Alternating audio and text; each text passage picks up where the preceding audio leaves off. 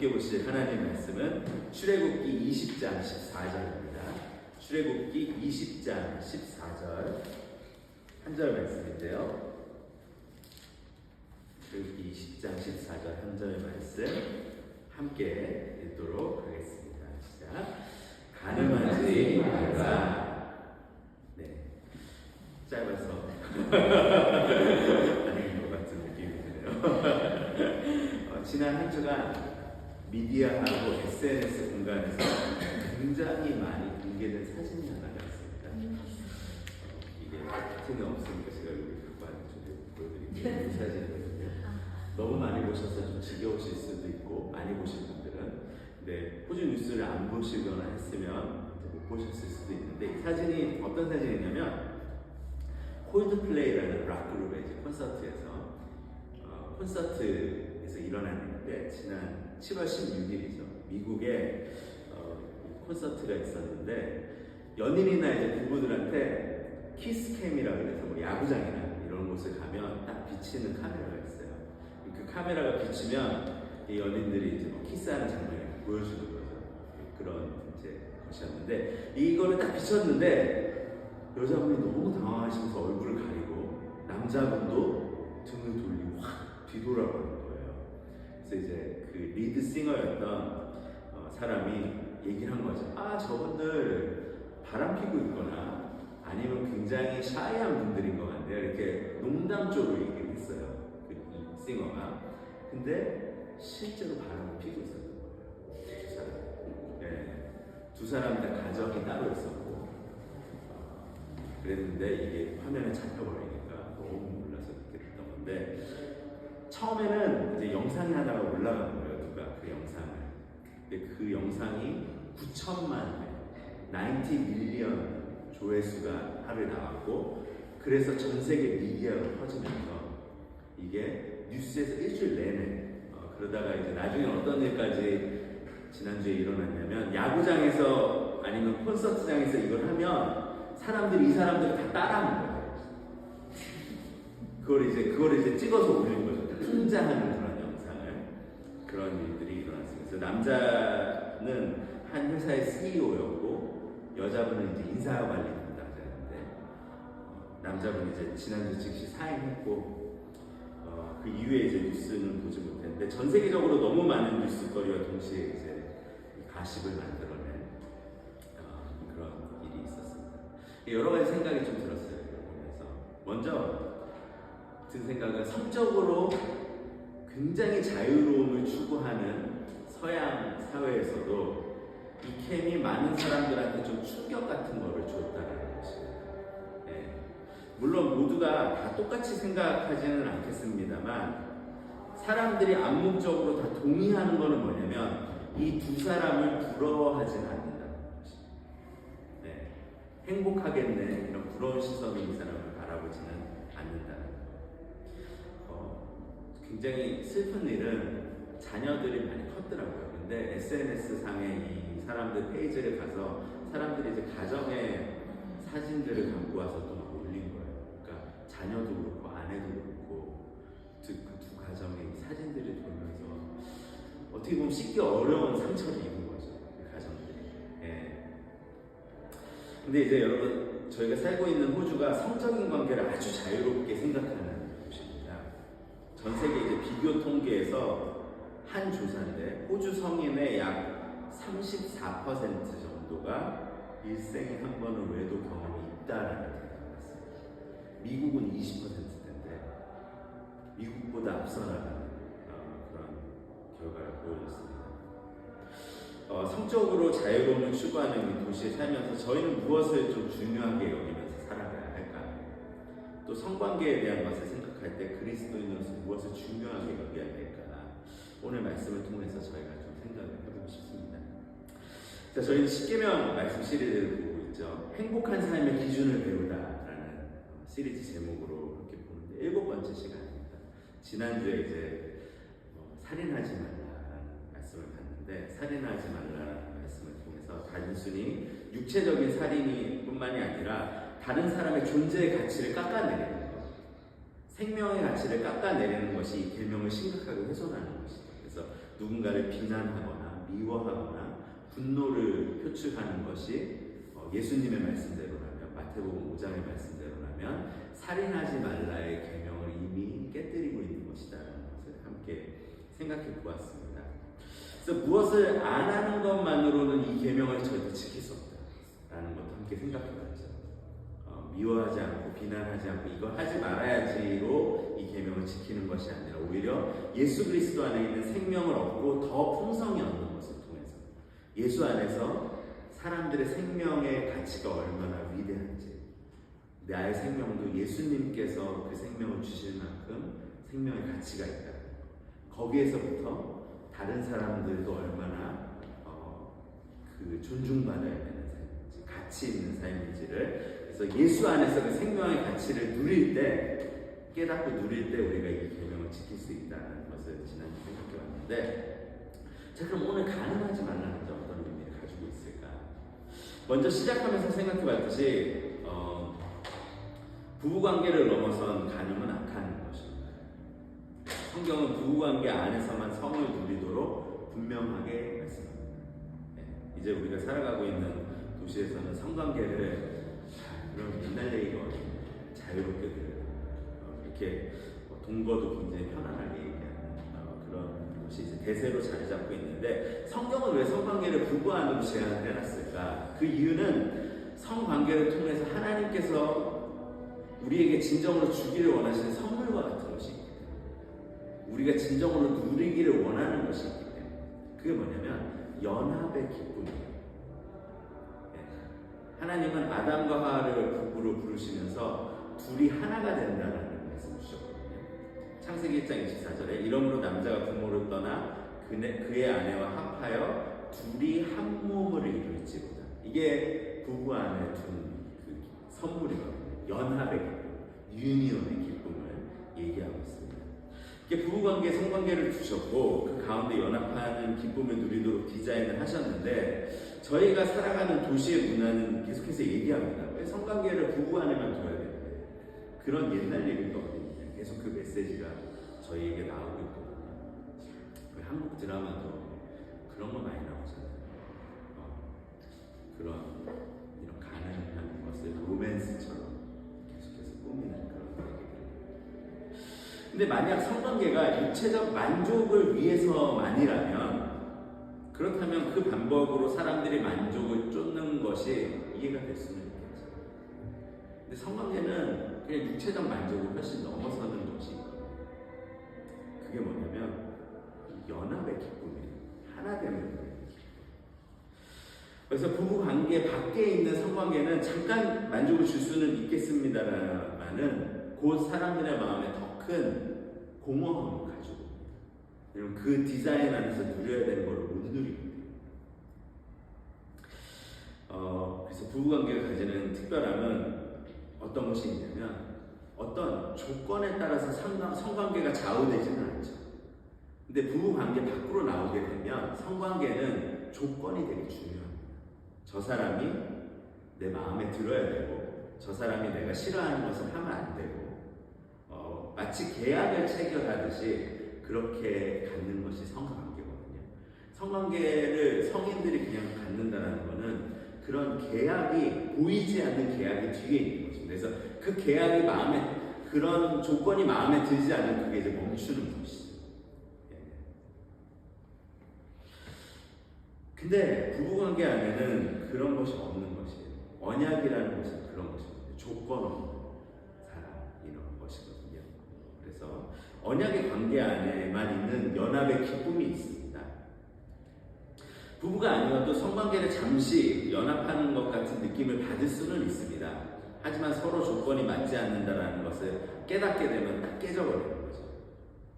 근데 부부관계는 다른 거죠. 언약의 관계입니다. 두려움보다는 평안이 있어야 되고, 조건을 걸기보다는 그대로 서로 안아주는, 서로를 향한 은혜가 있어야 된다는 것을 저희가 생각할 수 있습니다.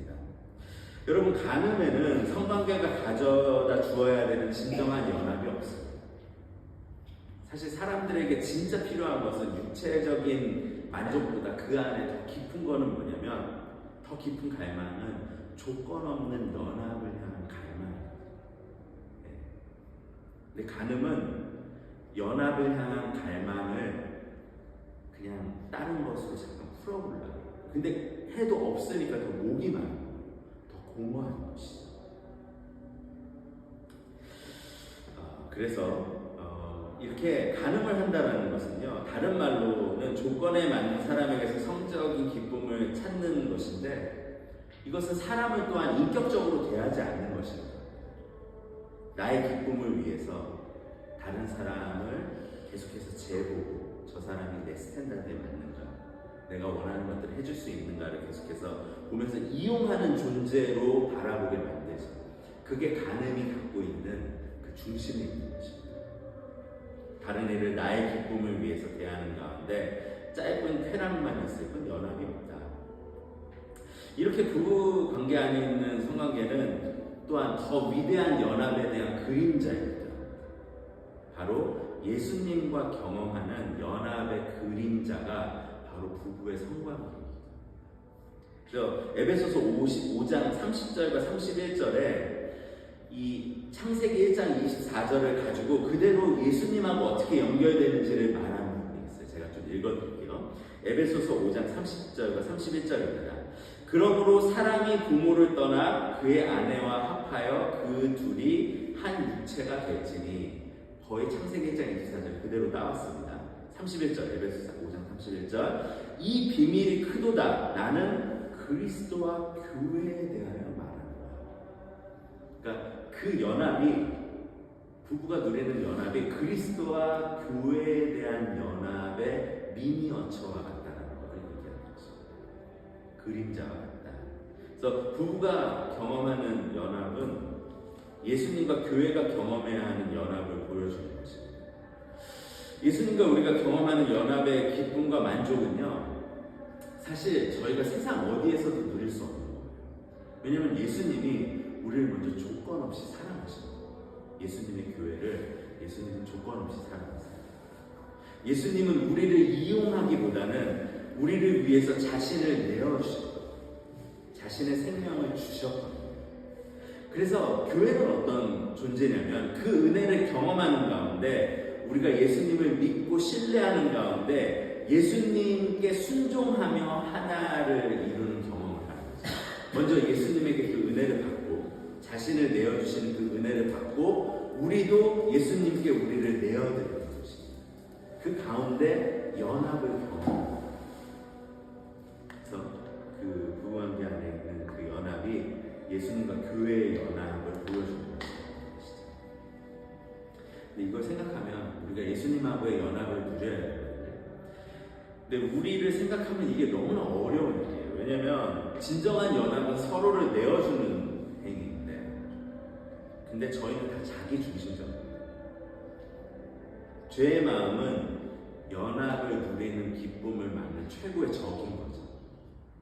나의 기쁨을 위해서 다른 사람을 나에게 맞추려고 하고 나의 기쁨을 위해서 다른 사람을 사용하려고 하는 그런 죄의 마음이 우리의 중심이거든요. 이건 연합하고 정면으로 충돌하는 그런 마음입니다. 이게 얼마나 이 문제가 어렵냐면 저희는 저희가 그렇게 이기적인 마음이 있다는 것조차 인정하기가 어려워요. 나는 나 중심으로 하고 있어. 연합을 생각했을 때 내가 변해야 돼. 이런 생각을 하는 것조차 어렵다. 네. 항상 내가 문제가 아니라 다른 사람에게서 문제를 찾는 게 우리의 디폴트거든요. 우리 그냥 우리 죄의 마음의 시작점은 거기서부터 시작해요. 네. 성경을 보면 참 이해하기 힘든 책이 하나가 있어요. 그 책이 어떤 책이냐면 호세아서. 선지서거든요. 호세아는 선지자예요. 선지자는 하나님의 말씀을 대언하는 거예요. 근데 하나님이 호세아한테 어떤 명령을 주시냐면 호세아한테 대언하는 명령보다도 몸을 파는 고멜이라는 여자하고 결혼을 하는 거예요. 그래서 선지자한테 너무 이해하기가 어려워요. 다 아는 음란한 여자하고 결혼을 하라고 얘기를 한 거죠. 얼마나 힘들었을까요, 호세아가. 선지자로 부름을 받았는데 그럽니다. 네, 호세아가 결혼합니다. 그리고 아이도 있습니다. 그 이후에 어떻게 되었나? 고멜이 마음을 다잡고 행복하게 살았는가? 그렇지 않습니다. 고멜이요 다른 남자하고 음행을 저지르고 행합니다. 결혼 후에도 그 음란함이 사라지지 않았고 고멜은 호세아를 떠나서 자신을 행복하게 해줄 거라고 생각이 되는 남자들을 향해서 떠납니다. 네. 근데 그런 고멜이 행복했을까? 행복하지 않아요. 그 남자들한테 결국은 버림을 받아요. 버림을 받은 정도가 아니라 노예 시장으로 나와요. 그 남자들이 그냥 고멜을 막 이용하다가 노예 시장에 팔아먹어요. 그게 이제 호세아서 3장의 내용인데 노예 시장은 어떤 곳이냐면 사람이 동물 취급을 하는 곳입니다. 거의 인류의 역사에서 노예는 사라지고 있는 합법적인 노예는 사라지고 있는데 왜 동물을 사면 동물이 흠이 없는지 다 체크하잖아요. 어디 잘못된 건 없나 체크하고 이렇게 다 쭉 체크하고 겉모습이 중요하면 최상품의 가치가 있는가 또 어느 곳에 뭐 말 같은 건 힘이 중요하고 하니까 그런 것들이 있는가 다 체크하거든요. 노예 시장에서 일어나는 일은 그런 일. 고멜이 어떤 일을 당했을까? 그런 일을 당했을까? 거기서 옷이 벗겨져서 발가벗겨져서 노예 시장에서는 극한의 수치심 가운데 조건을 체크당하고 결국 이용당하기 위해서 팔려가요. 이제 고멜이 당한 신세였습니다. 고멜은 호세아를 이용하고 다른 남자들을 이용해서 자신의 만족을 채우려 했지만 곧 이용을 당하는 상태가 되고 그 자유를 빼앗기고 노예가 되는 상태가 됩니다. 그러니까 간음의 끝이 이제 어떤 것이다라는 것을 고멜을 통해서 알 수가 있는. 근데 진짜 재미있는 건 호세아가 그런 상황인데 하나님의 말씀이 호세아에게 다시 호세아서 3장 1절 말씀인데 제가 읽어드리면 하나님이 이렇게 얘기합니다. 여호와께서 내게 이르시되 이스라엘 자손이 다른 신을 섬기고 건포도 과자를 즐길지라도 여호와가 그들을 사랑하나니 너는 또 가서 타인의 사랑을 받아 음녀가 된 그 여자를 사랑하라 하시라. 그러니까 가서 다시 고멜을 사랑하라고 이렇게 얘기합니다. 그래서 호세아가 어떤 일을 하냐면 노예 시장에 가서 그 고멜을 다시 사옵니다. 그 일을 해야 호세아가 고멜을 다시 찾아오고 그 사랑을 받아들인다는 건 상상할 수 없는 고통이었어요. 네. 그런데 하나님이 호세아에게 이 명령을 주시면서 이번에는 이유를 얘기하세요. 왜 호세아한테 이 명령을 주시냐면 3장의 절 앞부분인데 다시 읽어드리면 여호와께서 내게 이르시되 이스라엘 자손이 다른 신을 섬기고 건포도 과자를 즐길지라도 그러니까 하나님은 이스라엘 백성하고 사실은 언약 관계 가운데 서로 하나 되는 연합을 두렸어요. 서로를 내어주고. 근데 이스라엘 백성이 다른 신을 섬기고 건포도를 좋아한다. 그러니까 그 우상 숭배를 계속 한 거예요. 그러니까 고멜은 사실은 이스라엘인 거예요. 그리고 하나님이 호세아에게 그 여자를 다시 가서 구해보고 오라고 하는 것은 하나님의 입장으로 호세아를 서게 해주신 거예요. 그래서 하나님이 우리를 사랑하신다는 것은 그런 것입니다. 하나님은 우리를 온 마음 다해 사랑하시고 거룩하게 사랑하시고 자신의 모든 것을 주시면서 가장 귀한 것을 주시면서 사랑하시는데 우리는 하나님에게 조건을 제시하고 우리는 하나님을 이용하려고 하고 우리는 하나님을 보다 다른 것들을 더 중요하게 여기면서 하나님에게 간음의 죄를 범합니다. 그래서 호세아는 고멜을 다시 사랑하면서 하나님의 그 마음을 이해하는 선지자가 됩니다. 여러분 그래서 고멜은요 저희의 모습 가난하는 여자의 모습은 저희의 모습이에요. 고멜이 남편을 버리고 즐거움과 행복을 쫓은 것 같지만 고멜의 끝은 노예 시장인데 옷이 벗겨지고 극한의 수치심을 겪어야 했잖아요. 근데 우리가 그랬어요. 우리가 사실은 하나님보다 더 중요하게 여기는 것들을 계속해서 만들어야 했어요. 우리도 사실은 그런 끝을 맞이했어야 되는 사람들입니다. 우리는 하나님이 없어도 우리를 책임져 줄 수 있는 것들을 계속해서 만들어내요. 그게 부이든지 그게 명예이든지 그게 어떤 안전함이든지 하나님 없이도 나를 안전하게 지켜줄 수 있다라고 생각하는 걸 계속 만들어요. 그렇게 계속 가능해요. 하나님 없이도 살 수 있는 시스템을 만들어내죠. 우리는 하나님과 다른 것들을 계속해서 비교하고 조건을 따지면서 그렇게 가늠하는 마음을 가지고 살아가는 가운데 우리는 삶을 허비하면서 살아갑니다. 그 가운데 결국 하나님보다 더 사랑하는 것에 노예가 되어버립니다. 그래서 가늠하는 삶에 따라와야 되는 수치심, 또 묶임, 버려짐, 노예됨, 이게 하나님께 등진 우리가 모두 받아야 되는 것인데 예수님께서 그 일을 대신해서 겪으세요. 그게 복음이죠. 십자가는요, 고멜이 노예로 팔리기 전에 올라간 노예시장입니다. 노예시장과 같이 예수님은 십자가에서 그 옷이 다 벗겨지셨어요. 사람들한테 손가락질 받고 수치를 당하셨어요. 마치 그런 노예시장에서 봐야겠다. 생각만큼 퀄리티가 좋지 않는 노예는 그런 것처럼 예수님을 바라보면서 이 메시아라고 하는 사람은 내 기대를 충족시키지 못하네. 그렇게 노예시장에서 받아야 되는 것 같은 수치를 예수님은 십자가의 길에서 경험하셨습니다. 예수님은 하나님이십니다. 예수님은 완벽한 삶을 사셨습니다. 절대 받을 수 없는 대우인데 그런 대우를 받으셨어요. 하지만 십자가의 예수님은 사람 취급을 받지 못하고 그렇게 십자가에 매달리셨습니다. 예수님은 모든 것을 다스리시는 분이세요. 영원 전부터도 그렇고 영원히 그러신 것이에요. 그런데 그 예수님이 자유를 잃고 십자가에 못 박히고 마치 죄의 노예가 된 거죠. 우리가 노예가 됐어요. 사람들은 자신이 원했던 메시아의 조건을 예수님이 보여주지 않는 것에 대해서 분노했어요. 예수님께 분노와 비난을 쏟아냈죠. 예수님은 철저히 버림받으셨어요.